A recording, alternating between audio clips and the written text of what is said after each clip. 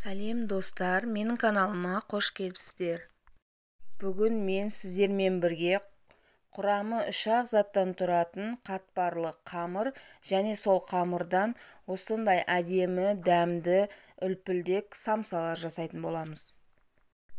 Алдыменен суымызға тұз қосып, әдемі қамыр илеп аламыз.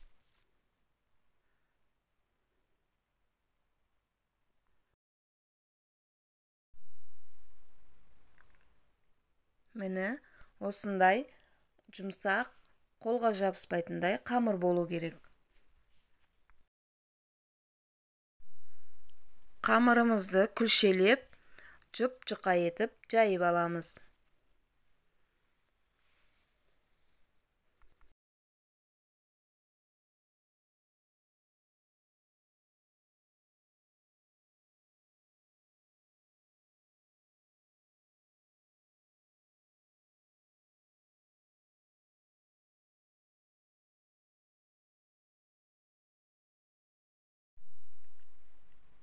Жайылған қамырымызға ерітілген сары майымызды құйып, жағып шығамыз.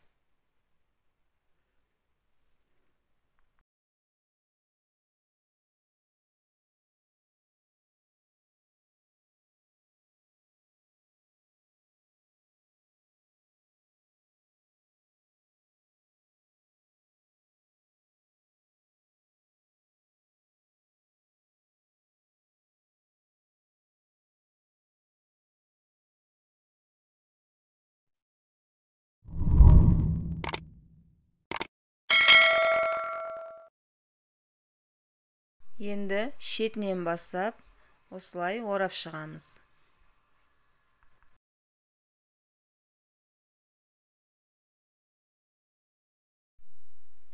Міне біз осылай орап алдық. Енді оны кішкентай күлшелерге бөліп аламыз. Сары майымыз шығып кетпейтіндей етіп, екі жағын жабыстырамыз. Видеода көріп тұрғандарыңыздай. Күлшелерімізді салафанға салып, тоңазытқышқа 1 сағатқа қойып аламыз. 1 сағаттан кейін біздің қатпарлы қамырымыз дайын болады.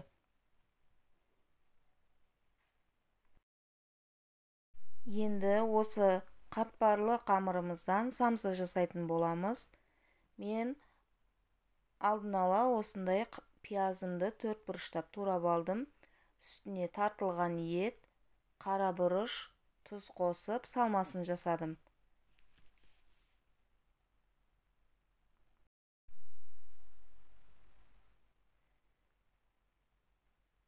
Міне біздің қатпарлы қамырымыз да дайын болды.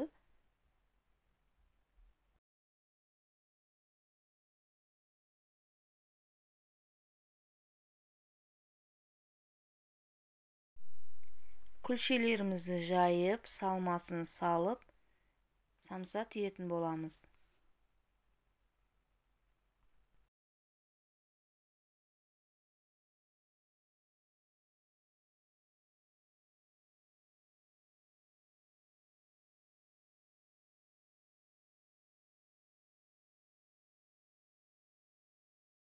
Самсамызды түйгенде өздеріңіздің ыңғайларыңызға қарап, 3 бұрыштап, или түлпан сияқты, болмаса осындай видеода көріп тұрғандарыңыз сияқты түйсеңіздер болады.